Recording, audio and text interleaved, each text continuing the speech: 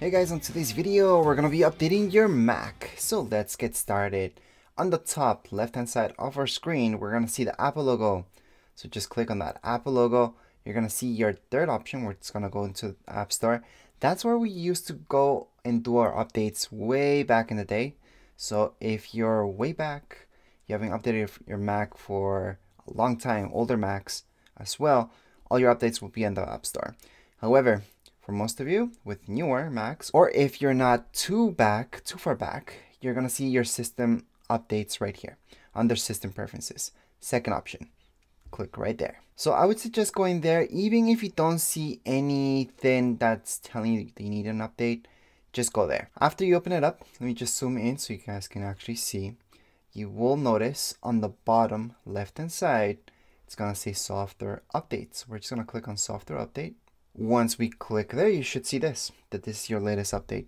However, if you don't, you might notice on your left hand side underneath software update, so that's right here, you might see a little message that tells you that you can restore things back to default settings and that your updates are being downloaded from a specific website, which is an Apple website. But anyways, what you have to do is just click on the default settings, and then you're gonna see this refreshing and giving you the latest update.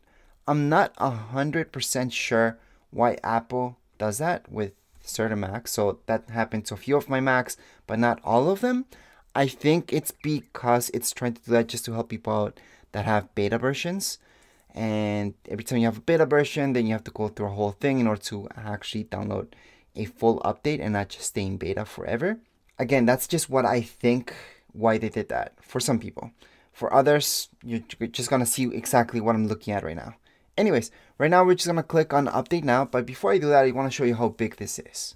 So if I click on more info, I'm gonna see this, that it's 1 gig. That means this should download pretty fast for most of you. It does depend on your internet speed. And the installation process, well, that depends on your Mac.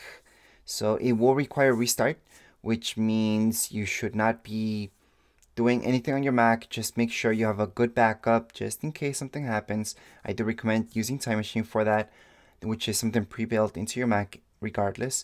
So right now we're just gonna go ahead and click on install now, or we could have just clicked on update now. Then we're gonna see this, we just have to click on agree. Once we do that, it's just gonna download the update. Now during the download, it doesn't really matter if your Mac turns off for any reason, we can just re-download this. However, during the installation, it does matter. We might have to even restore the whole thing if an error happens. So if you're running this on a MacBook Air, MacBook Pro, just make sure you have enough battery. Even if you do, I would still hook it up to some electricity just in case. And for Mac Minis, iMacs, just make sure they're not turning off by themselves for any reason. Right now, for me, my download process is kind of fast because I'm not really downloading anything else on my other computers.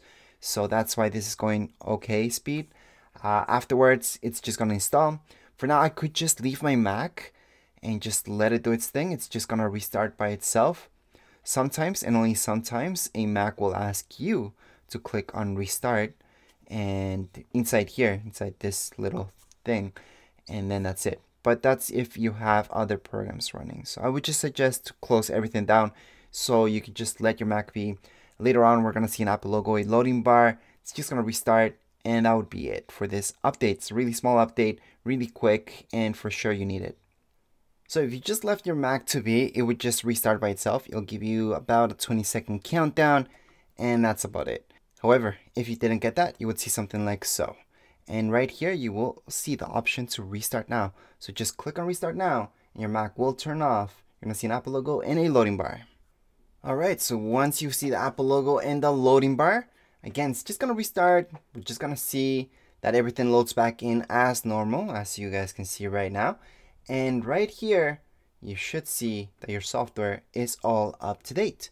And now we are officially done. So that would be it for this video. If you have any questions, comments, you guys can write down here in comments area. Don't forget to subscribe and rate. Thank you.